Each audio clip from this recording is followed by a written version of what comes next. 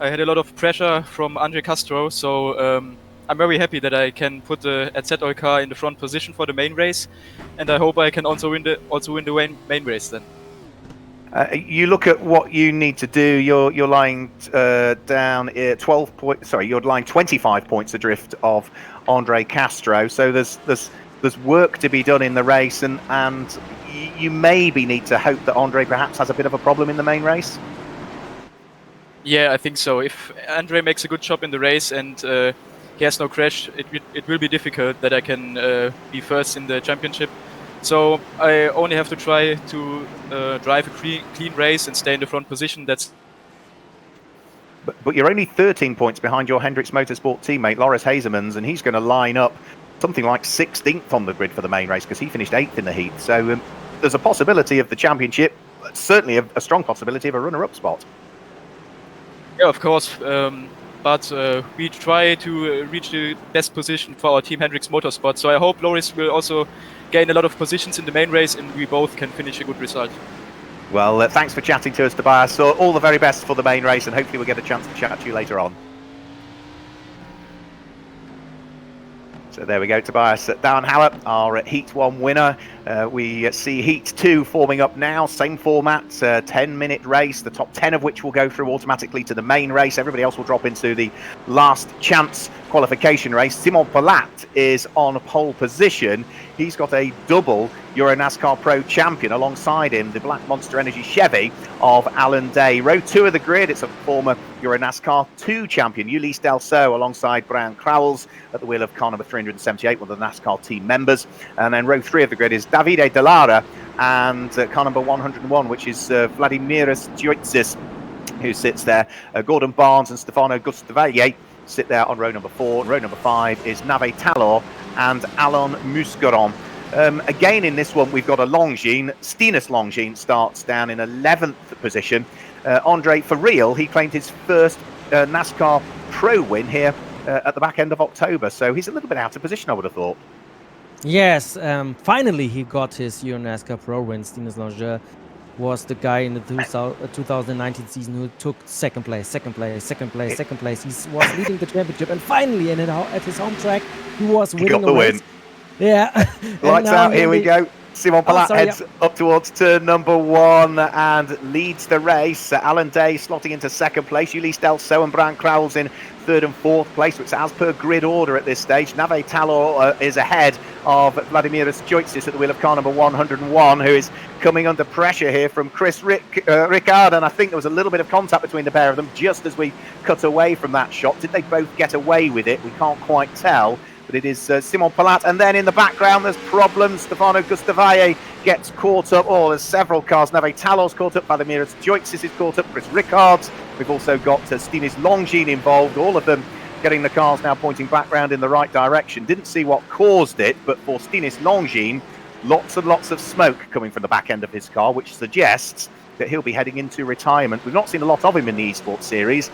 We've not seen a lot of him in this race. Let's just have a quick look at the replay. Stefano Gustavaglie, I think, got sideways, which was the start of the problem. Yeah, he gets sideways coming out of the corner, makes contact with the wall, collects Nave Talor, and then there's a chain reaction from there of several cars all getting involved. And whilst they all continue and recover, Stinus Longines' car on my screen had smoke pouring from the tail end of it, and that is why he has dropped to the tail end of the field. No such worries, though, for Simon Palat. He still continues to lead the race. He's got, though, Alan Day right behind him at this stage. Simon Palat, if memory serves me correctly, Andre, hasn't had a heat win as yet in the Esports Series. No, I don't think so. I think this could be one of those first-time winners here today, but he has a very, very fast guy behind him. It's Alan Day. He's living in sim racing. He's doing a lot of laps there. On iRacing, he's very, very quick, so for Simon Palat it will be not very easy to claim a win here at Circuit Zolder because Alan Day is just a beast, and perfectly he's driving the Monster Energy PK car sport car here. So yeah, but I think Simon Palat has a solid pace, so let's see how this race develops. We have 1, 2, 3, 4, 5 guys at front. They were not involved in this crash and they can get away from the rest of the field, so yeah, I think we will have this five guys battling for the race win in the end, and Alan Day, he's the favorite guy, I think, because of his experience in sim racing. But I don't want to say Simon Pilate is not capable of winning. I think he is. Let's have a quick look. We had another incident. Stefano Gustavalle catching the front of Guillaume de Flandre's car and fires himself into the wall for the second time. There was already damage to the front of Guillaume de Flandre's car. That was because he had caught the tail end of Max Palumbo's machine, which knocked his Solaris Motorsport car into the gravel at turn number 1. So that's why the two Solaris Motorsports cars of Palumbo and Nave Talor, with him having got caught up in the multiple car accident, are now down in 14th and 15th position. So Solaris Motorsport having a terrible race, unfortunately. The damage to the front end of Guillaume de Flandre's car is hampering him now, because Gordon Barnes for Marco Steep Motorsports has been able to go through. Ricardo Alita has gone through up to 9th. Vladimir Tjoitsis is through to 10th. And de Flandre, now carrying all of that damage, hampering his efforts, is now down in 11th place, which moves him out of automatic qualification. So it looks as though de Flandre, who has been a race winner, he claimed the main race victory at Brands Hatch on the Indy circuit. It looks as though he's going to have to fight it out in the last chance qualification race. The screen's now showing Aurélien Dillier, who is looking to try and muster something to get through and pass the number 46 car of Yevgeny Sokolovsky, but the German is just about able to hang on to it at the moment from the Frenchman, who gets a little bit sideways coming out of the corner. There's a spun car ahead of them, which is the car of Ricardo Alita. So Ricardo Alita is now dropping down through the order. And now with all of that has happened, it means that Guillaume de Flandre, I think, now finds himself back in 10th place, which puts him back into automatic qualification, and as a result of Ricardo Alita's spin, has dropped him back out of going automatically through to the main race. So it still continually changes around. Running in 8th place at the moment, Vladimir Tjoitsis, who is the Cypriot driver. Down in what is 10th place is Guillaume de Flandre. Yeah, his car really doesn't like turning corners at the moment. So difficult with the damage modelling on here. There's nothing Guillaume de Flandre can do, Andre Weigold, about it. Is there damage to the front end of the car? He hasn't got the speed or the aerodynamics. He's got some handling issues, and he might have been briefly back inside the automatic qualification for the main race, but the damage is just hampering his speed, isn't it? Yeah, it is. In iRacing, the damage model is very accurate. So if you hit the car in a bad angle in the barriers, you will totally feel it. You will lose power. You will have problems with overheating engines, or even the wheel can be broken, so you don't have a straight line when you have the wheel in the center. So everything is possible on iRacing, and I think his car is too damaged to get on speed like Simon Pilate or Alan Day at front. So yeah, having a crash early in the race is always something you want to avoid, even in the virtual world, because yeah, damaged car is very, very slow. And on a technical track like the Circuit Zolder, it's even harder to stay on track with a car that is not working 100%. Yes, so technical, the Zolder circuit, but Simon Pilate is the man who's mastering it beautifully at the moment. The Belgian 18-year-old, who was one of the semi-finalists in the Fiedvik Racing's 2019 selection process, is managing to keep behind the 24 of Alan Day, the two times EuroNASCAR Pro champion. He claimed those championships back in 2017 and 2018. Here, the 28-year-old Israeli sitting there in second position. Third place at the moment is Ulysse Delceau. He was the EuroNASCAR 2 champion back in 2018. Still a young man as well, only 22 years of age. And then fourth at the moment is Brian Crowells, who again is going beautifully well. Remember, his car starts 300, which means he's one of the NASCAR team members. He's part of the number 91 car on the Brax, Team Brax Racing, who've been regulars in the NASCAR Whelen Euro Series for several years. And I do hope we see them back in 2020, but I think that's slightly up in the air at the moment. A slight mistake for Aurélien Dillier, the number 310 car that's running in 9th place, just outbraked himself as he was heading up towards the Jackie X chicane, but he's got nobody putting any pressure under him. He's in a fairly lonely 9th position, Andre. You look at the gap on the timing. He is 6 seconds behind the car ahead. He's 8 seconds ahead of the car that's behind him. So he's sort of on his own, really. Nobody to play with. Yes, and I think that's a very hard and tough challenge, because when nobody's next to you, it's very easy to get out of concentration and to make mistakes. I know it when I race online as well. When you have somebody to battle with, you're always focused, you're always pumped up with adrenaline. And then when you're alone going there, it's like lap after lap after lap. And at some point, it's for me, I'm getting tired. And then the concentration loses. So everything's very interesting when a guy is lonely like him. And I think it's not always an advantage to not be involved in any kind of fight or battle.